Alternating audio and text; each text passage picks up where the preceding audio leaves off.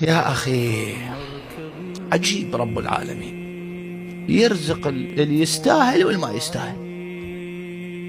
شوف ناس تطلع الصبح تشتغل، يا هم يطلعون يشتغلون، يطلع اللي يصلي ويطلع اللي ما يصلي، يطلع المؤمن ويطلع الكافر، كلهم يطلعون للشغل، الله يرزقه كله.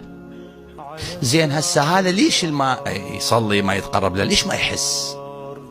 سؤال ليش ما ينتبه انه هسه هذا يقولون فد واحد من الانبياء الله وداه القريه، قال له روح ادعيهم للتوحيد وعبادتي وطاعتي وكذا. اجى عندهم محلات وشغل وناس عندهم اموال، الله ودى هذا النبي لهم، جمعهم، قام يطوب يا ناس عبدوا الله، طيع الله، ولا حد يقلبه.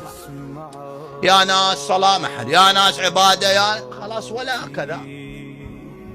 يقول مل تعب، راح يناجي الله، قال لله، قال له ربي ذولا ما بيهم فايدة، ذولا ما يجون للدرب ما يجون، فأنا عندي طلب.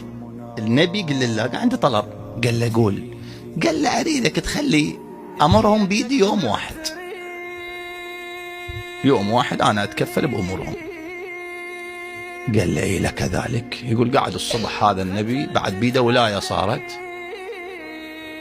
قطع رزقهم كلهم، طلع لقاها كلها معزلة.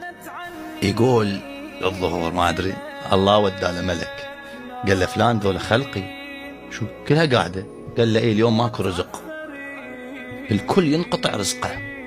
قال له ليش؟ قال له ما يعبدوك. قال له أنت تدري هم من جابتهم أمهاتهم لهسه ما يعبدون وما قطعت رزقه عنهم، فما أقسى قلبك، أنت جاي تسوي؟ مو هذا التصرف، أنا عبادي ذولا عبادي أنا أرزقهم، إن شاء الله إن شاء الله يحسون. شوف فأرجع الله إليهم رزقهم. أنت تلاحظ رب العالمين كله يرزقها الزين والمو زين، بس غيركم يحسون.